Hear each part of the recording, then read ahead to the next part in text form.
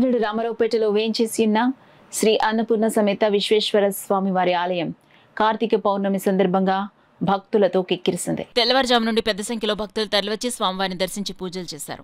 ఆలయ అర్చకులు రాంబాబు శర్మ, కామేశ్వర శర్మలో స్వామివారికి పాలు, పెరుగు, ఆవు నెయ్యి, తేనె, వివిధ రకాల పండ్ల రసాలతో పంచామృత అభిషేకాలు నిర్వహించారు. ఆలయానికి విచ్చేసే భక్తులకు ఎలాంటి అసౌకర్యం కలగకుండా ఆలయ చైర్మన్ లక్కోజు లావణ్య, కమిటీ సభ్యులు, ఎగ్జిక్యూటివ్ ఆఫీసర్ శ్రీరామచంద్రరావు అన్న ఏర్పాట్లు చేశారు. ఆలయానికి విచ్చేసే భక్తులకు గునుపూడి శైలజ సతీష్ దంపతులు కుటుంబ సభ్యుల సౌజన్యంతో ప్రసాదం పంపిణీ చేశారు.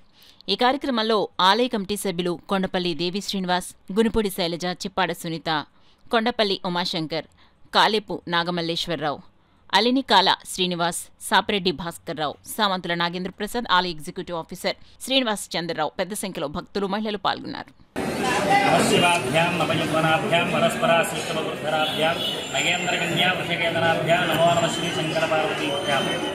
ఈరోజు కార్తీక పౌర్ణమి సందర్భంగా ఉదయం 4 గంటల నుంచి కూడా అన్నపూర్ణాశ్వర విశ్వేశ్వర స్వామి వారికి విశేషంగా పంచామృతాభిషేకాలు జరుగుతున్నాయి.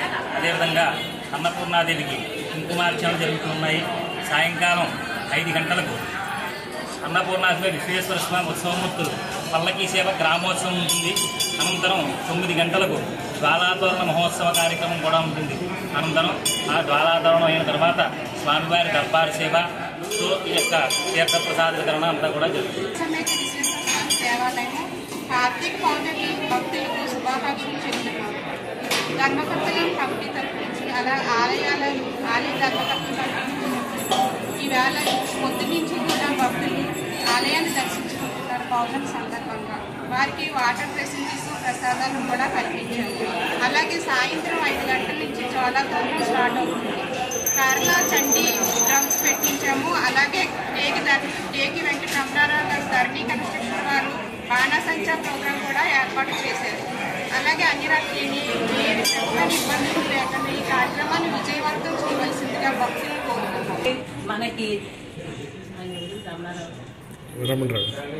ధరణి కనెక్షన్స్ రమణారావు గారి ఆధ్వర్యంలో మన బాణాసంచారం చాలా అద్భుతంగా జరుగుతుంది.